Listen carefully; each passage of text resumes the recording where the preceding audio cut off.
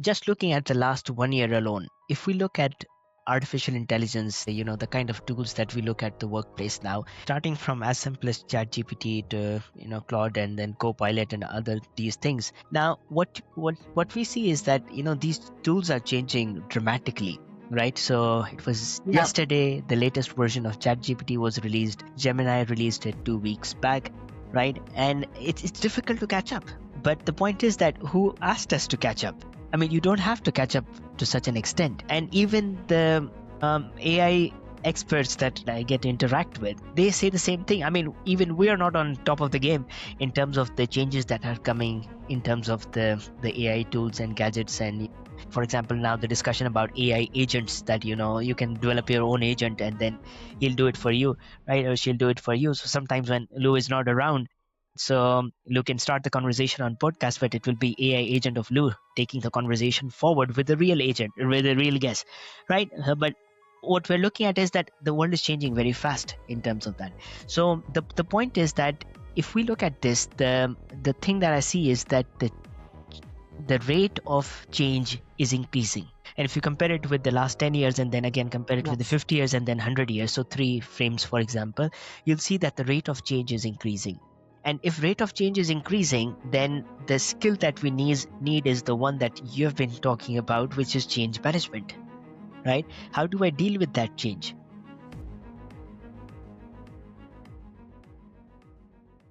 Welcome to Voices on the Edge of Change, episode 7. Today, I am really excited. A couple of months ago, I went to a TED Talk in Teesside. You may have seen some PR about the fact that I was sponsoring it, and you may have already heard my winner, which was Holly, the Scouse Scientist, which came out in January. But I couldn't help but utterly fall for Dr. Mansoor Soomro. He came on stage and did a TED Talk that blew me away. And the reason why it blew me away is because he finally spoke my language. It was all about me. And what do I mean by that? Suddenly, in a world where I thought you had to be a something, being an absolute generalist was a something. So I am absolutely delighted to welcome Dr. Mansoor Soomro to this podcast. Not only is he a researcher, an educator, a thought leader, and somebody who is really challenging the way that we think. He's challenging the way we think about our careers, our expertise, and our successes. He sits in the intersection of business, psychology, and education and systems rather than fitting into one box. And that's really what I want to explore with him today. The fact that we don't actually have to sit into one box and that there are multidisciplines that go across everything that we do instead of narrowing them down. But he's particularly known for his work, as he calls it, for the Generalist Advantage, an absolutely incredible book that I've read, and I hope that you will get to read it too. The idea that in a world of increased complex, fast moving and unpredictable world that we're in, being able to think broadly, adapting quickly, and translating across many different businesses and domains is becoming the most valuable skill we could ever possibly wish to have. And that's why I am absolutely fascinated that he's agreed to join me and talk about what he studied, not just academically, but practically, how he lives it, and what he thinks are the pressures on all of us today to express this freedom of becoming a generalist identity. So today we're going to talk about why generalists matter, why they matter right now, how this connects to leadership, AI, and neurodiverse talent, and what it all means. And if you've ever felt that you're good at doing a lot of things, then welcome to the mold that you fit. And I can't wait to welcome Mansoor. Good morning. Hello. Welcome. It's so great to have you here. Thank you, Lou, for having me. It's good to be on your podcast. We're delighted, absolutely delighted that you're here. I've been really looking forward to this conversation. And I think the main reason, as I sort of alluded to in my opening patter of you, that I've been so excited to have you on the podcast is because when I listened to your TED talk at the TEDx at Teesside University a couple of months ago, just sat there and I thought, that's me. All those years, like 4 decades. And I'm like, I am a something. I'm an ultra generalist. And I sat there with my business partner from Work Ready Collective as well, Claire Preston. And I said, after all these years, he's talking my language. It was like a revelation. It really was. And it's really interesting because if I think about my career, I've always been asked to just come in and do stuff because they know I can do it. But I don't, I'm not an accountant. I'm not a lawyer. I'm not a dentist. I'm not a doctor. And suddenly I was a purpose. And what's really fascinating, and I have alluded to this into the introduction, is the world that we're moving into now and the rate of neurodiversity and all of those things that are happening in our world and the things that we're noticing. This is becoming so important, so important. And so I'm absolutely thrilled that when I reached out to you and you said, yes, what time? I'm so excited that you're here. So shall we start? Why don't we explain to the listeners here, what do you mean and what is a generalist advantage? What do you think the generalist advantage is? And we'll come on to your book because obviously you are an author of this book. We'll get deep into the book as we go through the podcast. But what is the generalist advantage? Yeah, brilliant. Thank you. So glad you found value in the TEDx talk, and good to see that you were there. Fantastic. So when I wrote this book, The Generalist Advantage, looking at reflecting on my own career, what I was thinking is that, I was a specialist and then I gradually, transformed myself and moved into a few generalist roles and then, interests and multiple passions. And I was kind of having that guilt that, am I doing well? Am I progressing well? And again, comparing myself with peers at work and in the extended circle, what I was thinking is that maybe it's not good choice, and then I should be more of a specialist and stuff. Now in research, what we see is that we have celebrated specialists for decades and centuries. And coming from academic background again, if I look at the management literature and research, so we have celebrated specialists. So it's a right to say that.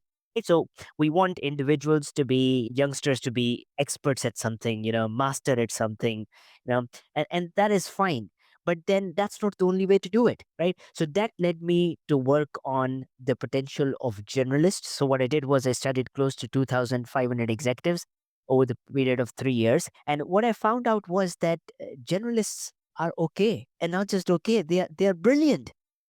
And we need to give them space and recognition, which is highly due. So that's where it started about understanding the power of generalists as compared to specialists, and then how can generalists perform better. And that's why I named the book, along with my editors and the meeting that we had with the publisher, that it's a generalist advantage, because it's a clear advantage that generalists have in today's specialized world. Yeah, and that's really interesting because one of the things when I was making notes about this need, isn't there, at 15 years old to pick a lane, and you think the brain naturally doesn't develop till we're 25 years old, at least, right? And actually, we're even seeing, because of COVID, unfortunately, we are seeing that some people actually won't develop fully into a fully fledged adult, so to speak, till 27, 28. And I think what's interesting is this terrible need in our school systems to pick a lane so early on in your career and actually not look at what you're talking about, which is the more generalized approach and saying, well, what are all the things I might be able to do? And so what was the actual moment for you, do you think, that you realized actually I'm not necessarily a specialist, I'm much more of a generalist? Because let's face it, and people on the podcast won't know this, so let me just say, you have a doctorate, you teach, as well as your own brand, you teach at Teesside University, and you do a lot of work in education, which is how we met, because I was there with my education hat on. So tell me about that, when you realized that actually you could be both, because I think we could safely say you are both, but when did you reach that moment? Yeah, brilliant. So I started my career in with a German engineering multinational company. Working for a large scale multinational engineering company, what I saw every day was engineers around on the floor. So mechanical, electrical, aviation engineers, right? So, and it's a highly specialized, industry, engineering industry. And that's where I started. I mean, right after my MBA, if you could imagine, like, the very first years that you're at work. And I was thinking that, yeah, I'm fine. I'm doing great. And yeah, specialists are fantastic. But I was thinking back in time in my very first job that, if I want to become a managing director of that engineering company, of CEO or CEO of that engineering company, and if I'm not from an engineering background, because I come from a business and MBA sort of background, so will I have an advantage, or will that be a clear disadvantage? Because it's purely like, backbone of the company is engineering, right? And what I saw was that, those in the C-level positions, they were mostly with an engineering background. That's where the whole discussion started. That, do I have a place in this organization and then in several other organizations which have a specialist domain? And every business, every organization, they have been working on developing a unique selling proposition, which is again a niche and the specialism that we are talking about. So it started there. Then my father is a doctor, medical doctor, so I had a conversation with him, and in medicine, they talk about general physicians and specialists. So G- GP, and then a specialist is, do you want to specialize in eye diseases or heart diseases and skin diseases and stuff? So I was having a chat with him, and he said that in medicine too, that we have specialists have favored more as compared to the general physicians. I mean, looking at the trajectory in the long run.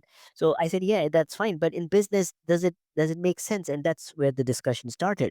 So I asked him a question. I still remember that. I told him that, for example, you work as a doctor, right? And can a head of a hospital, a medium sized, a large sized hospital, can a CEO of a hospital be someone who does not share a medical background? Can he or she still do a good job running the affairs of a hospital, with the paramedics and doctors and nurses, staff and patients and all that? Can he or she do that? And he took a pause and then he said, yes, I think he or she can. And I explored that point further in my research. And then when I wrote the book, I tried to understand from different industry sectors that, for example, taking that example even further, if I'm looking to hire a chief executive for a technology firm, for example, a software engineering firm, and let's say this individual is not an expert in technology, right? The obvious answer is, I mean, he's not a fit. I mean, or she's not a fit for that.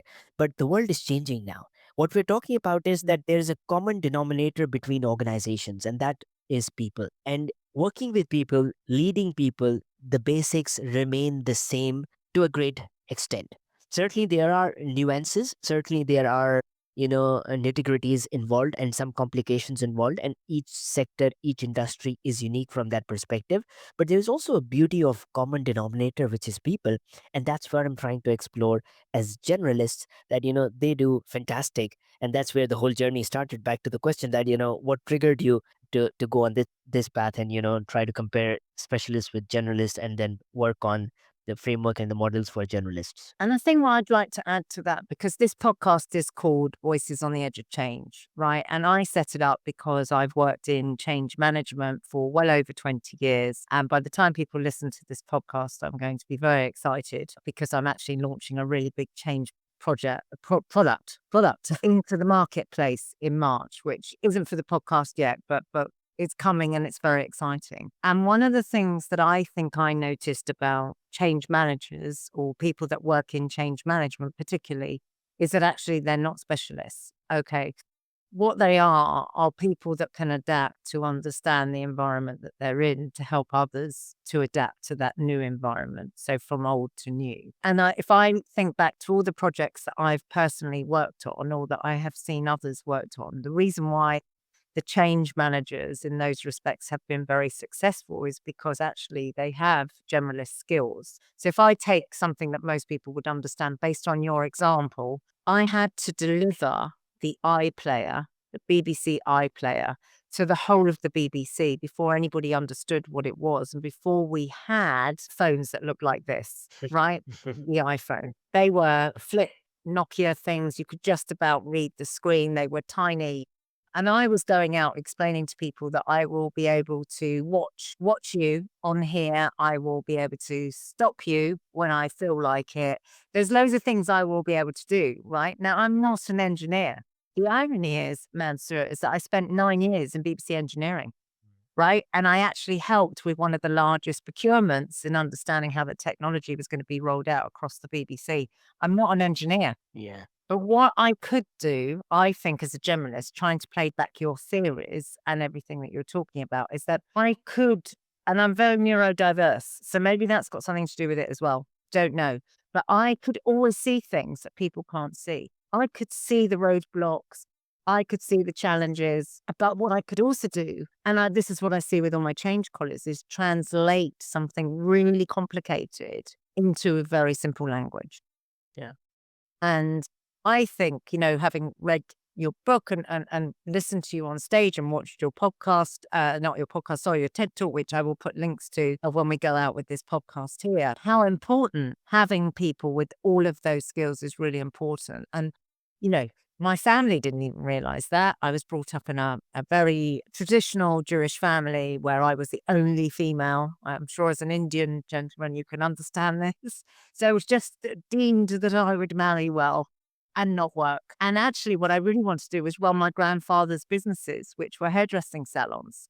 They wanted me to be a hairdresser. So if you think about the expertise, I didn't want to be a hairdresser, but I could do business. So anyway, needless to say, I didn't run the business and I didn't go into the business. But I'm making those points for our listeners because I think that plays out all your theories. The theory that you can still go into something that interests you, the theory that you can still play a part, whether it's in medical, broadcasting, hairdressing, whatever it might be. Yeah. But you can be that generalist that does something really profound in any of those professions, which I think is what you're saying. Absolutely.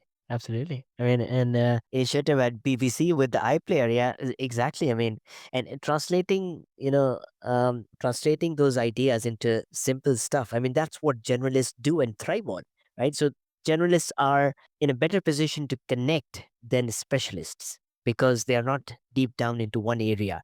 And that bridge that they create, I mean, that's a live example is talking to you and, you sharing that example. So which is fantastic. That's brilliant. So, in case there will be people that are listening to this podcast that are going to run out and buy the book afterwards, I can assure you, but they don't know about the book yet.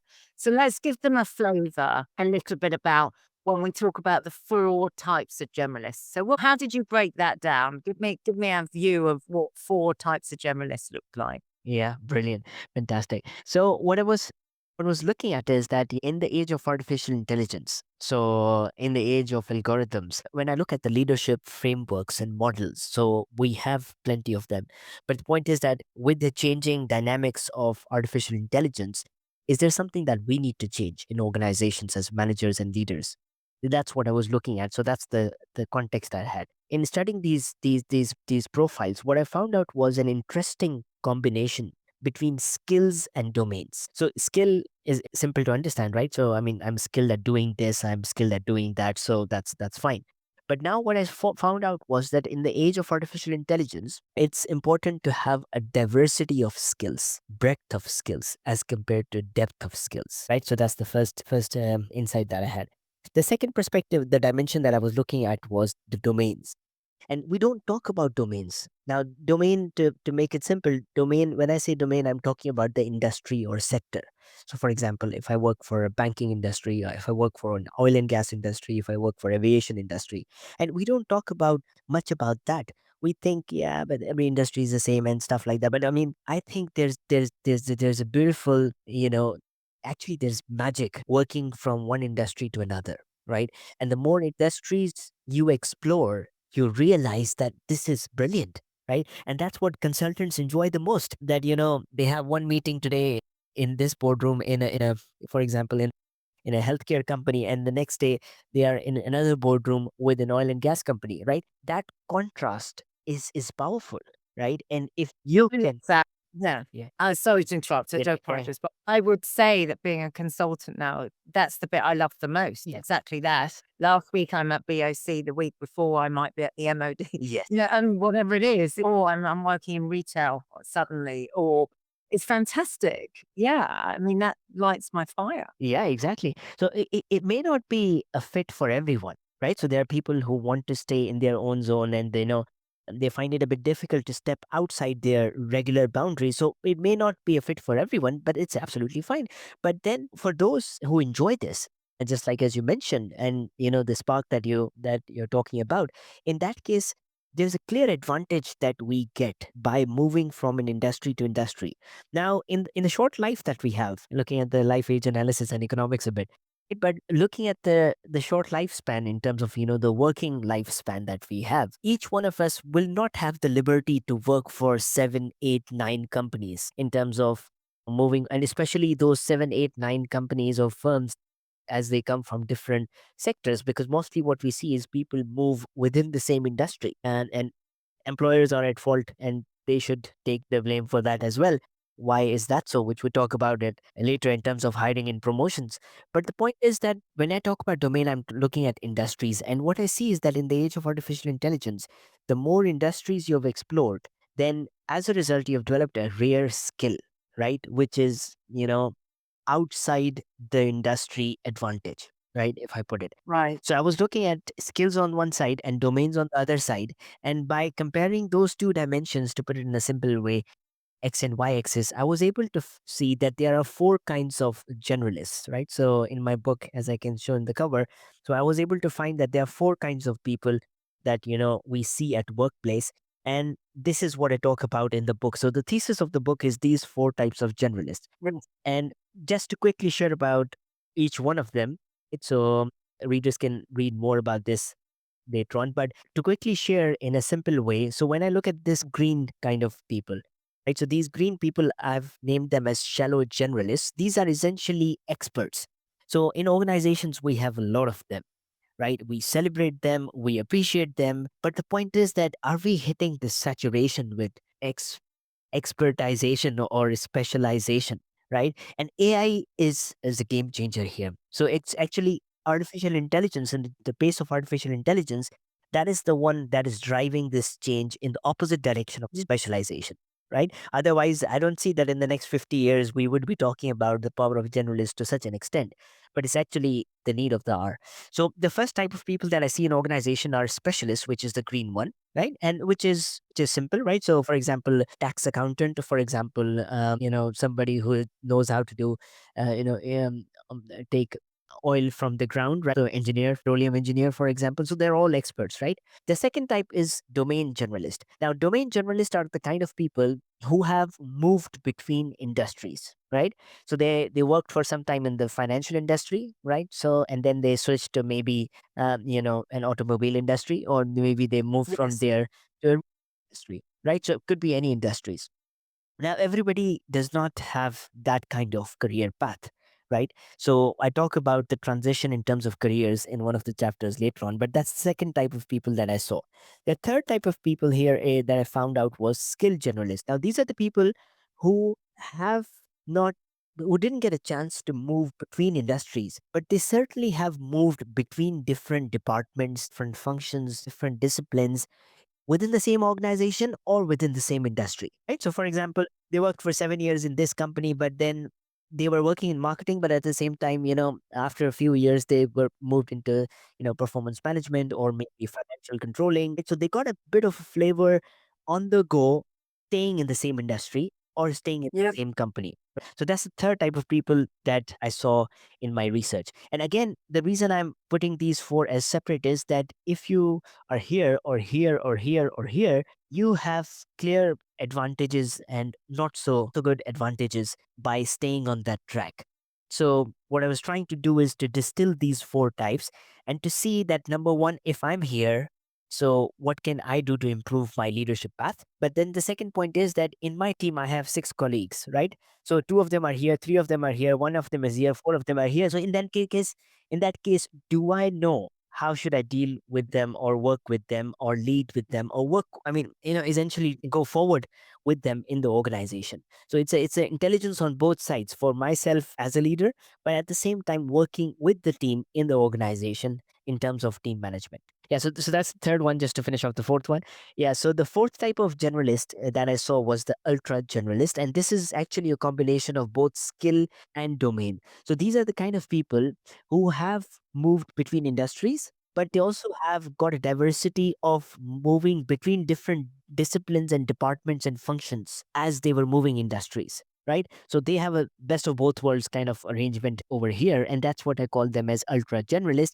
And these are opposite of shallow generalists, so that's why it's the opposite of this here diagonally. So experts are deep down into one area, whereas ultra generalists have multiple passions, multiple industry experiences.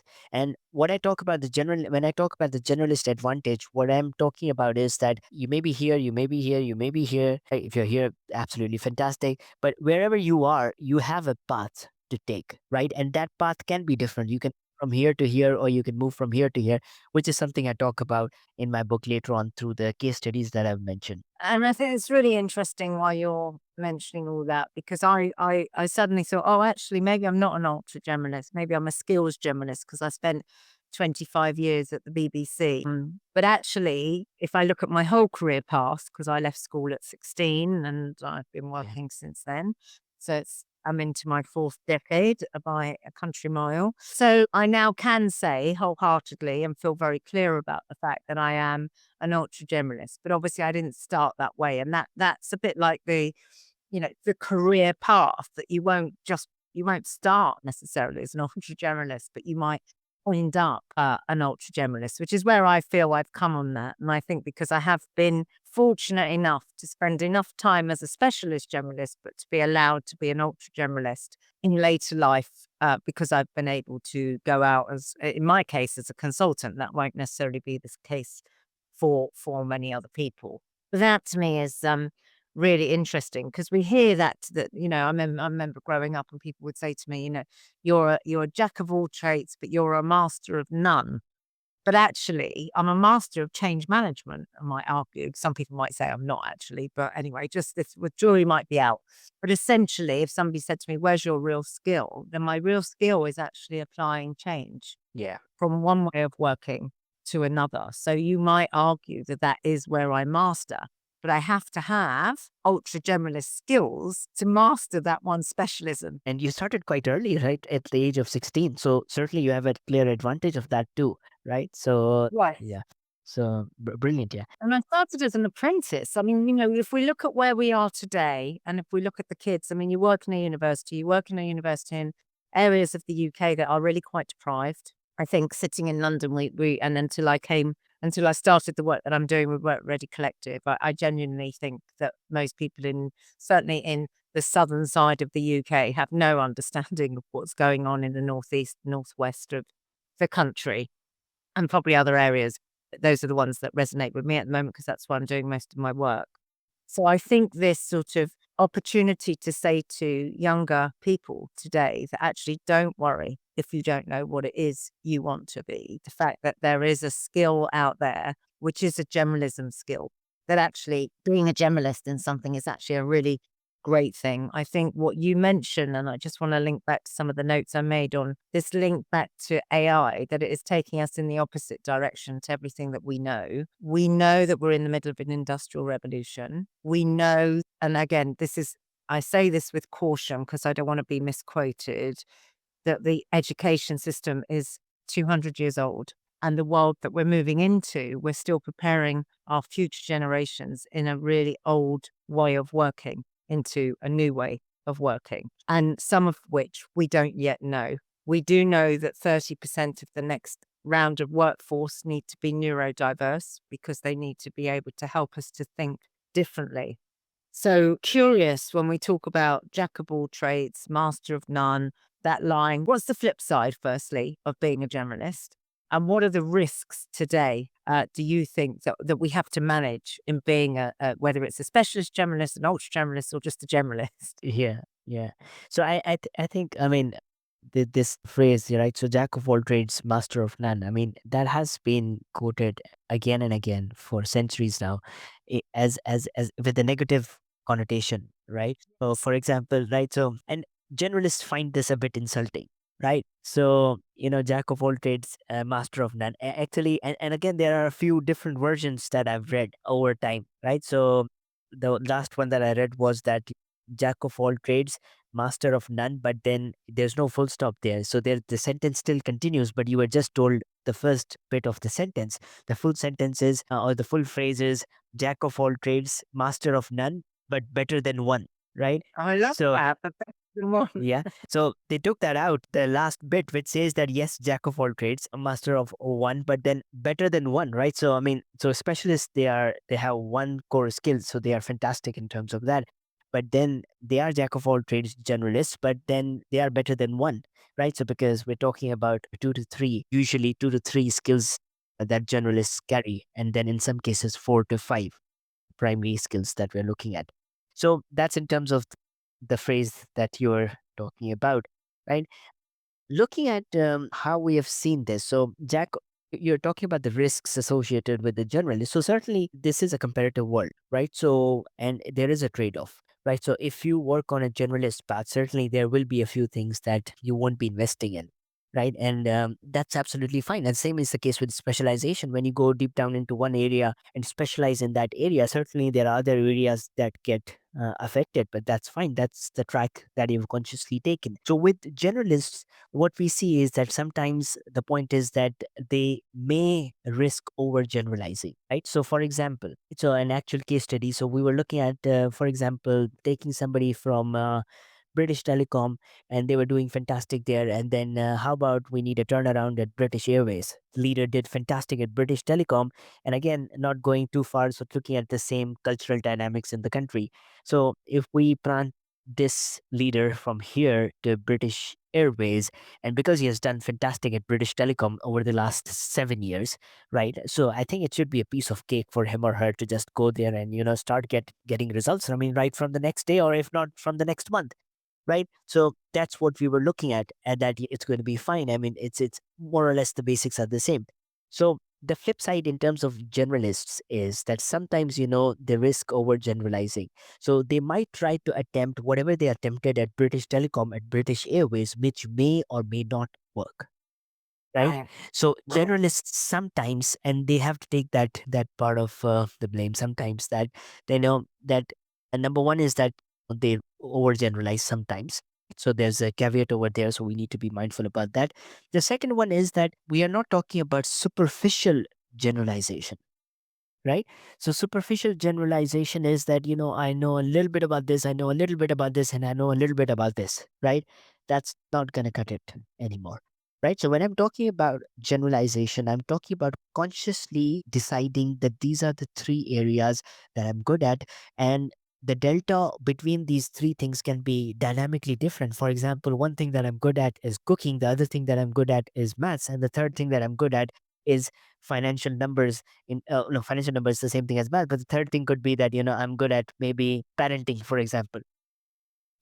And then I enjoy that, and so much that, for example, I'm giving seminars on parenting, and I do coaching sessions on that and stuff. Now, as you can see, these three are different skills, but we're not talking about superficial generalization. So a lot of generalists, when they say generalists, they are talking about superficial generalism, that I have interest in this, I have interest in this, I have interest in this. We need to move from that interest level to passion level. So I have passion in this, I have passion in this, and I have passion in this. And when you have passion in this, then in that case, you learn more, you go deeper in that. So, and then you do more than the superficial journalism that I'm referring to at this point in time. Really interesting. Really, really interesting. And I love that be better than one. I think that's going to be the quote of the podcast.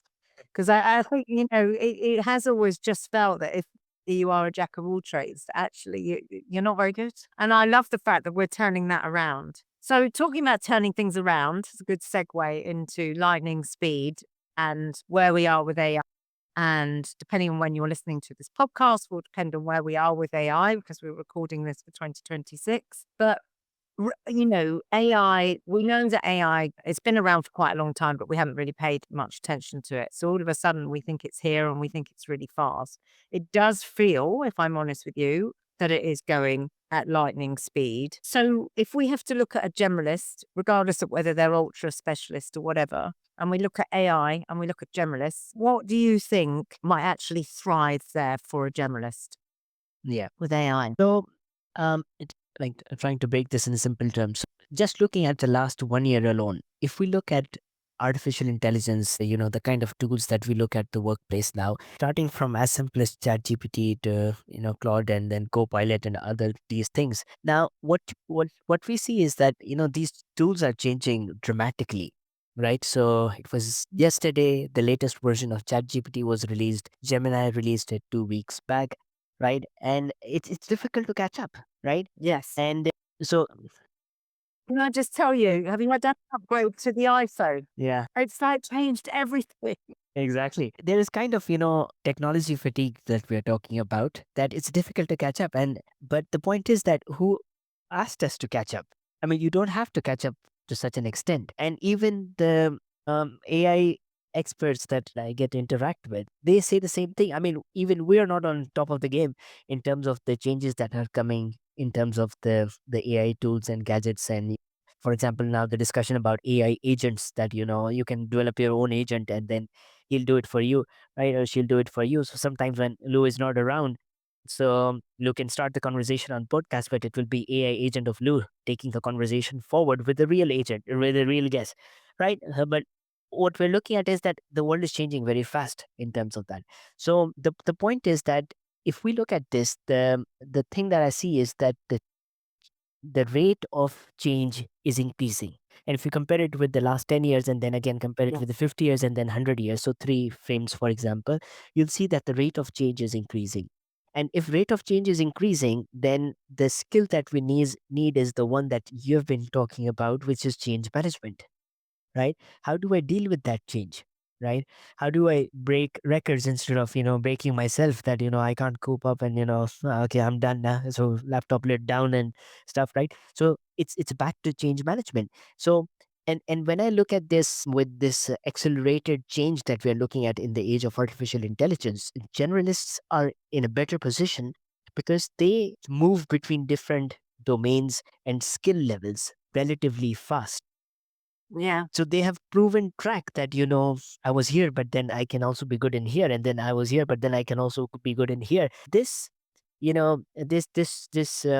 this point of, unlearning and relearning and moving from one place to another, moving from one skill set to another, that is a clear advantage. And in the age of artificial intelligence, that's where generalists will thrive as compared to specialists, because they know how to reprogram themselves faster than specialists, adjusting and adapting to new environments, new scenarios, new situations, with new people or with new Well, time environments. Yeah. yeah. So to all my change management listeners, you are going to be very happy by listening to this podcast because I think, it's quite funny actually, because we think about it in family terms. The change manager has been the poorest relation in any relationship, in any project or program, whatever, however big the scale is of that.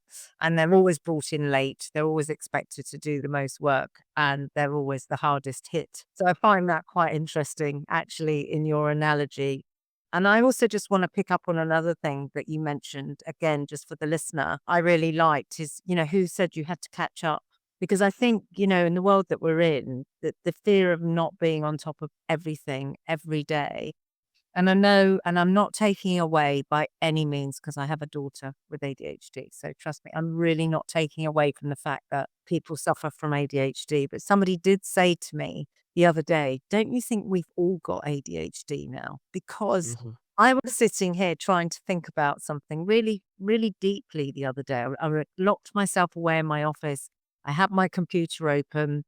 And then within the space of about 5 minutes, through 5 or 6 different channels, people started to contact me. And even though I turned some of them off because I was in a deep think mode, because I was trying to correct something that was going to print, I was like, how many people are going to just keep bombarding me with PMs, IMs, and so your brain, it's really hard, I think, to take that time to allow your brain to concentrate on one thing now, which it certainly was allowed to growing up for me because I lived through an era of, I mean, I said this, I had to make you laugh. I actually said this in the classroom the other day when I said I didn't even grow up with a telephone.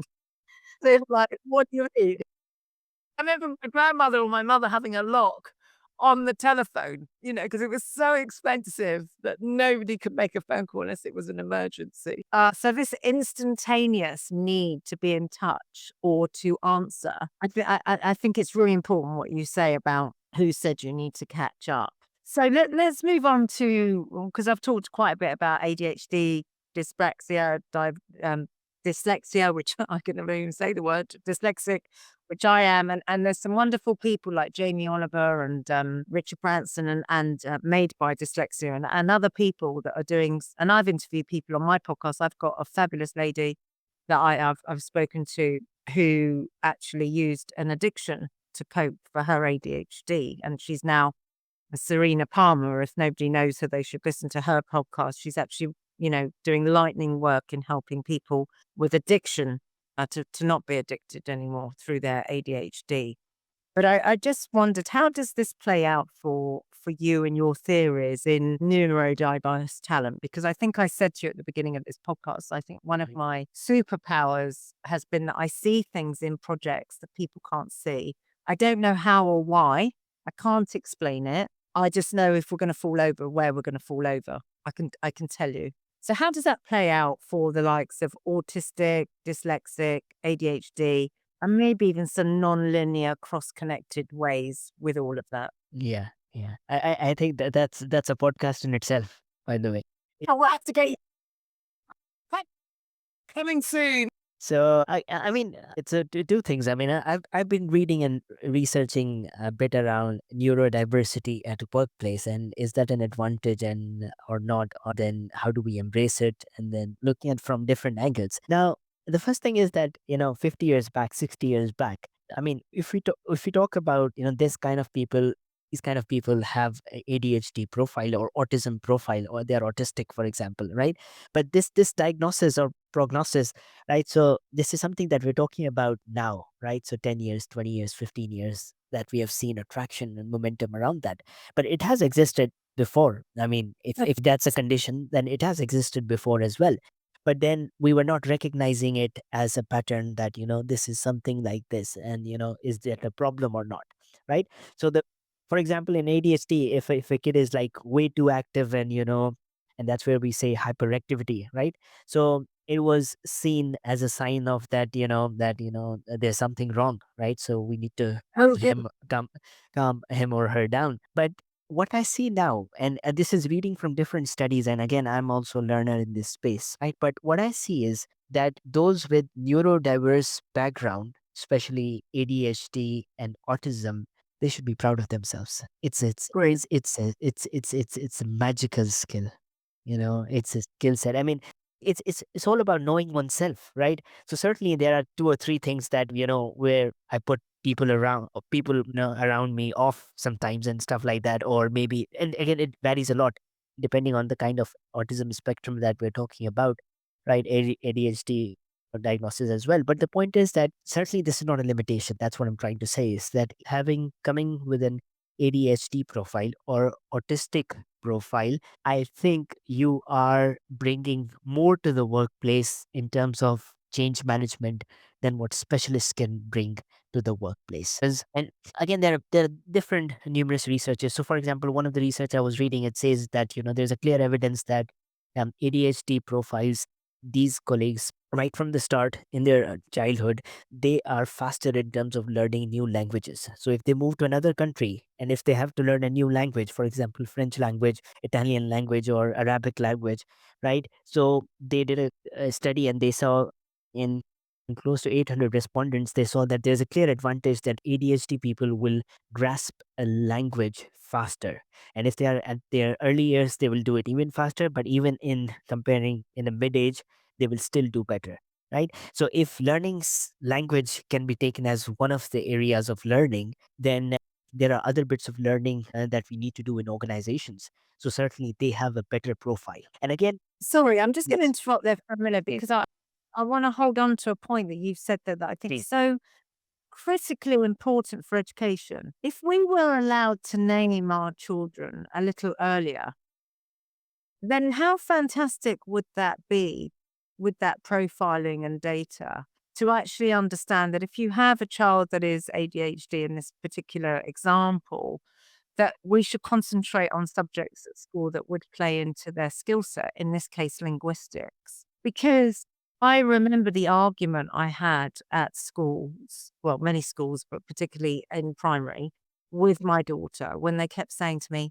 please don't name her. Yeah. I'm like, well, Yeah. not really about naming. It's just about knowing how to support her. I was really, I've been governor of special needs. I've actually helped build an autistic school in North London. I've been really involved as chair of special needs at that school as well. And the reason why I'm so passionate about Work Ready Collective and doing all of this is because what you've just said to me is gold. I mean, I'll platinum even, because to instead of pigeonholing those people and pushing them to the side and almost thinking that they're not right for society, what you're doing and what I think is so vitally important, and it's the fact that we're showing that actually, if you're neurodiverse, we can actually identify the skill that can help you become fantastic in business. Yeah. Yeah. Yeah. Exactly. That's what you're saying, right? Yeah. Yeah. Exactly. I mean, Wow. yeah, it's brilliant. I mean, it's a late realization though, but for the generations to come, I mean, they should be clear about this, that those who come with this background. And again, if you look at there's another research I was reading in terms of study of founders and startup owners and stuff, right? And most of them, they have ADHD profiles, right, and autistic profiles, right, and a bit of them sharing in terms of dyslexia as well. So the point is that no matter what the world is saying, and I mean, these are the people who are bringing about the maximum change and innovations in the world, right? So there's something right in terms of wiring. Yeah. Yes. Yes. But your proof is there. I mean, I'm not saying they didn't fail many times too. Elon Musk, love him or hate him, Yeah. the guy is a genius. And he's a genius because he's neurodiverse. Yeah. Yeah. Yeah. So it's a clear Right. advantage rather than a disadvantage. Forget about it as a disability though, but it's a clear advantage. And organizations on the part, just to address the equation, organizations need to be more broad in terms of embracing this, right? And not Good. not treating this as a limitation, but looking for this as an advantage. I mean, and so much so that if I'm biased towards it, I would be like, advertising it that, all those with these kind of profiles will be given priority, not because of limitation or disability, but they will be given priority because of the magical skills that they bring to the workplace. Well, I mean, I can't wait for people to hear this seriously, because I think that brilliance and the study, for me, this has sort of made the podcast. I think for really understanding, knowing who you are early on can actually help you even more and even deeper to get to where you need to be in the future. And I think the rise of what we haven't talked about, and I know it's not necessarily for this podcast, but just as a quick comment, we know that there will be much more entrepreneurial thinking and entrepreneurial businesses. We also know that there is a rise of much more around female founding businesses in this Mm. country. We could argue that, and again, I don't want to get into a national debate here, but generally women can spin more plates than men. And so therefore they are able to do more things at the same time. So that plays into, I mean, interestingly, 80%, even though there's no real data on this, and I know somebody's going to call me out on it. And if anyone's got the data, please send it to me. But most people I've spoken to in the past tend to nod and agree. But nearly 80% of change management people are women. Yeah. It's a much more female industry Yeah. than men. Yeah.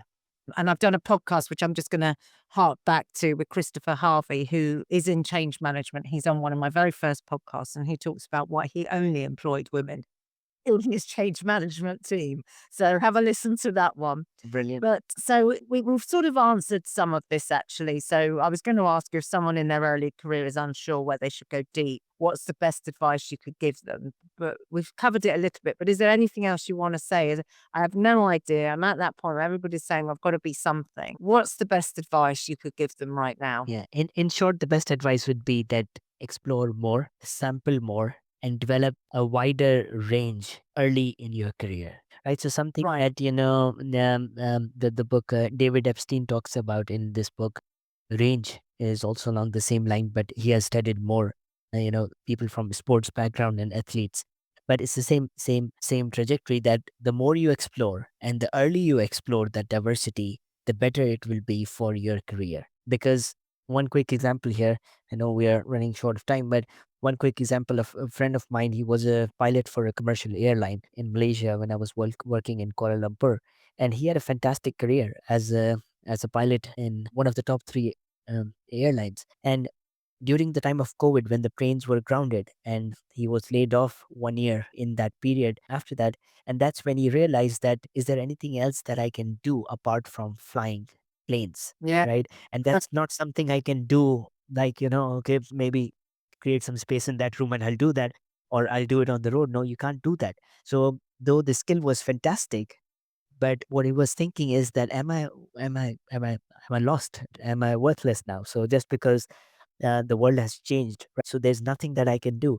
And at that point in time, he said that, I'll do what people love talking about me, is that, I'll I'll make hamburgers, right? So he used to make burgers at parties on the weekend, and that's for his own pleasure, not as a commercial standpoint. And he turned it as a business idea, and it's one of the top performing burger joints in Kuala Lumpur now. And he, in terms of both money and fame, he is enjoying it. And he was telling me when we spoke last time that, why did I start so late? I should have done this business early in my early years, right? So sometimes it's an adversity that gives you an opportunity. But the point is that, for those, as you're talking about advice for youngsters, and as they navigate through their careers, I think the answer is that explore that breadth, right? So if you're good in a few things, give it a test, experiment it, and sample it more before you decide that deep down, this is my career. I want to go in marketing and go full on with marketing skills or accounting skills or whatever you decide. And I think, again, there's a gentleman who's been on my podcast as well called Dave King, who's got an AI consultancy and project and change consultancy. But he is developing lots of coffee carts at stations, particularly in Sheffield at the moment. But he's now thinking about other, I better not say in case he hasn't announced it yet, but he's thinking about some other things that could come from his coffee carts. I don't want to steal his thunder. Interesting. But he's got to, he's doing something in the world of technology, and then he's doing something for human and connection, because he's seeing what's happening with AI, and now he wants to preserve water cooler moments, human connection, and he's going really deep on that at the same time as going deep over here. So I think it's a really, really interesting thing. And I suspect your pilot friend in Kuala Lumpur was just conditioned, because why would you want to be anything else than a pilot, right? Because you'll always fly. We'll always fly. Well, who would have thought for 2 years nobody would get on an aeroplane? Yeah. So, and I think COVID, one of the things I think COVID did for us was make us all sort of sit up and realize, I don't think I would be running 3 founding businesses, writing a book, and running my own podcast series if COVID hadn't come along. Yeah. Couple more questions before we come to the end of the podcast. Can you share a story where being a generalist you believe changed the outcome, or do you think it's the Burger Man? Yes, I think there have been multiple times. If I reflect on my career, so I've been fortunate enough in terms of having conversations with the brilliant people like you, and so finding people who do great things, right? And who are looking for newness in things, and ideas and excitement. Just a quick one would be, when I was doing my PhD, I got two of my research papers were awarded as best papers. So in conferences, they award best paper award. So back to back, there were two conferences and two papers that I presented, and I got a best paper award. And there was a time when I was expecting that my research was not even in the bottom 30 or 40%. So, and then all of a sudden, when you get a best paper award, when you're thinking that you're primarily even not swimming well. So in that case, where I was reflecting that, what is it that which has helped me go on that track. And what I realized was, it's a generalist potential, because in both those research papers I was connecting um, or contrasting points from different domains and industries, whereas most of the research papers in the conferences, they were pretty specific, going deeper and deeper into one area. So I was In both the frameworks that I coined in those papers along with my supervisory team, so they were diverse in terms of connections and intersections. So I think that that was the standout moment for me, that generalists have this potential, and I need to invest on myself more in terms of that generalist frame. What do you think companies really need to think about now in this changing landscape? From promotion, team building, how do they really leverage this next generation of generalists? Yeah. So, I mean, next generation of generalists, as you said it well, right?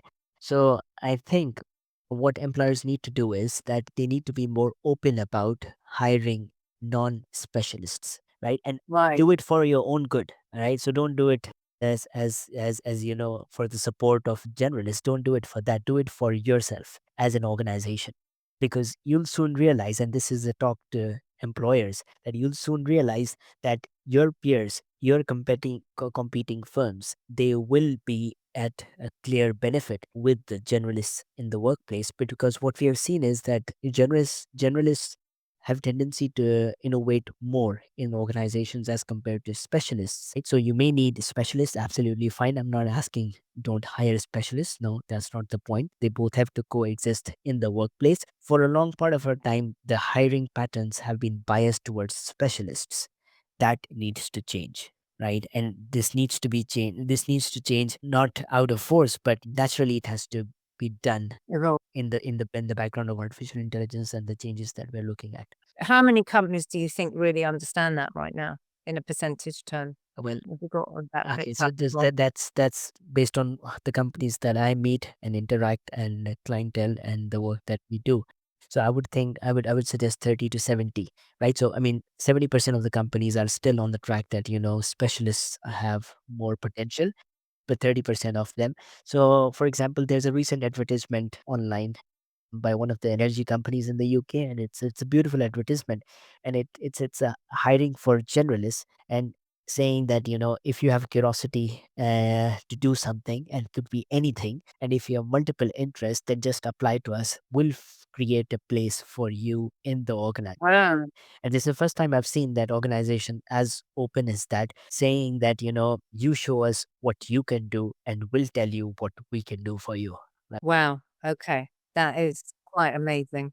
Wow. That's a real change, isn't it? That's a real shift to send us. And actually, somebody put on LinkedIn the other day. Actually, it was one of the nicest pieces of feedback I've seen. That although they didn't get the job, they actually printed the sort of feedback, which was, "We were still so impressed with you, and although your skills weren't right for that job, we really genuinely want to keep you in mind for the next thing, and we're gonna think Yeah. what the next thing could be." And I think that's a really forward-thinking company, actually, because 'cause they've recognized they've got somebody they should somehow find a space for, that they haven't yet worked out how. Okay, so as we come to the close of this podcast, I can't believe where the hour goes when we do these things. They do fly by. But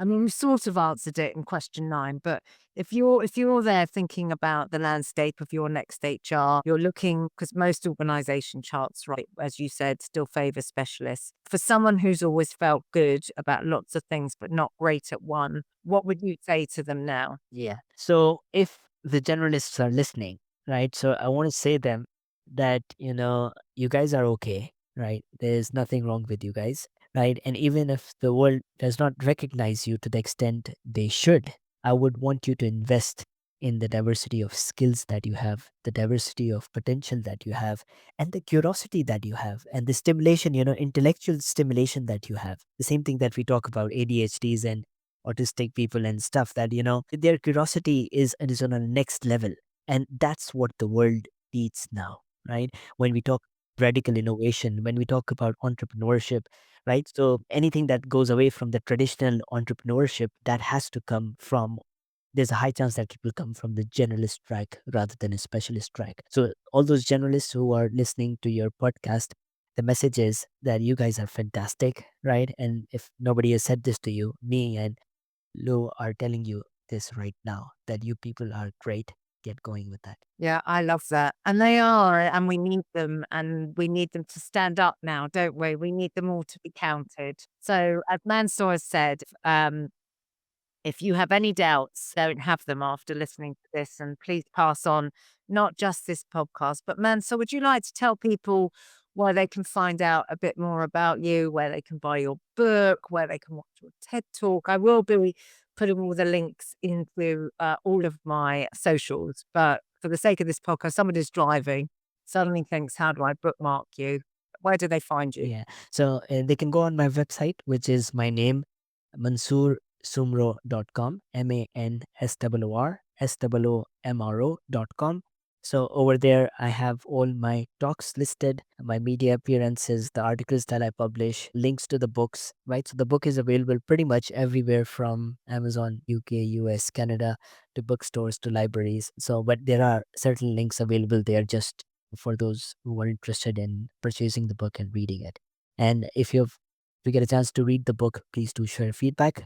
So I'm also looking forward to improve my thinking and, learn from all of you. That's wonderful. Well, it's been an absolute delight and pleasure. I'm absolutely thrilled that I've actually met you in person before you've come on the podcast. That is just so much nicer, isn't it? That human connection. And I know that Claire and I are quite excited about our ongoing conversations around Work Ready Collective and the Ultra Generalist and the Generalists. So thank you very much for your time. This will be going out early 2026, and so I guess it might be a little bit too late to say Happy New Year, but just in case, depending on the schedule, I hope people's 2026 has started off really, really well. And if you're having any doubt about any of your skills, then pick up everything that Mansoor's had to say today. And please leave a comment below, and do subscribe, because it's much easier to get guests if people start subscribing to my channels, and leaving some feedback too. Thank you very much for your time, Mansoor. I know you're a busy man. Thank you very, very much. And we'll catch up soon, no doubt. Thank you. It was energizing to talk to you. So here I am at my reflections after speaking to Mansoor. And I'm really struck by the thing that he said about the fact that AI is going and pushing everything into the opposite direction. Everything we've ever known, the way that we've been teaching everybody to be and driving everyone to be a specialist, is actually not happening now. And the rise of the generalist is on its way up. And if you missed it, I was on LBC recently and I talked about the fact that I found my place in the world once I went on to the youth training scheme and I understood business. And I think it's not a dissimilar comparison now when you look at people who are generalists and have done lots of different things over their time, that they can now move across the different areas, the different genres, the different domains, as he calls them. And the fact that you can really start to think about how you use your generalism to actually be really helpful. I think the other thing I would say that stood out for me was the fact that we need a lot more neurodiversity and diversity of thinking. He talked about the ADHD advantage, and that really struck me about that. Actually, if you were ADHD, autistic, you could actually start to look at the career or the areas that would be better for you to learn in. And I just thought, gosh, with my education hat on, how fantastic would it be to be able to track those children and start to track their future, because you were able to think about where they would be best to learn and to be able to take on those skills so much faster and quicker than ever before. And that really stood out for me. I know that not one size fits all, but again, just the chance of being able to think about that. And it reminds me of a book by Winford Dorr about why is your child struggling at school. And I remember looking at his 12 of what happens from being a baby to about 3 years old. And once I got to 10, I recognized so many things with my daughter growing up, that if only I'd been able to join the dots earlier on, what a difference her education may have been. I think that there is a lot of interest now for having passion for what we want to do, which is different to what we might have needed to do. I really liked what he said about that, about passion driving that. And the fact that I love this. This was, I think, my favorite thing. I think I said it a couple of times on the podcast, but when we hear jack of all trades, master of none, but better than one. And that, I think, summed up the generalist for me.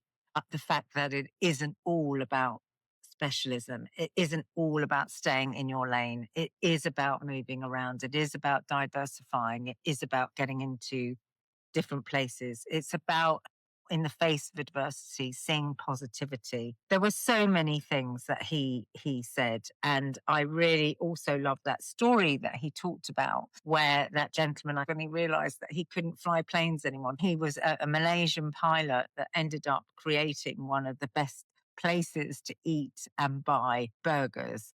And again, I think this is a world where we can go from being a fully qualified pilot to the best burger chain in Malaysia. And recognizing, because we work longer also now, or most of us will be, that actually we've got many more years to diversify. So I think the key message to end on here is that we are in a place now where actually you don't have to stay in your lane. You don't have to be a specialist. You actually can really go far being a generalist or even an ultra generalist. And as I said, I think it's taken me uh, over 35 years to recognize that I am a fantastic ultra generalist. And actually, I've built most of my career without even knowing it on being an ultra generalist. So I hope some of my reflections on this podcast are helping with your thinking. I guess as we enter into 2026 and you listen to this podcast, what differences will you make? Who will you notice in your team? Are there people in your team that you feel actually are far more generalists now than specialists? Or are you the ultra generalist? Are you the person that needs to work across those different domains? I'd absolutely love to know what you think. I'd love some feedback on this conversation. As ever, please subscribe. Please put a comment below. Do look up Mansoor on all of his other outlets.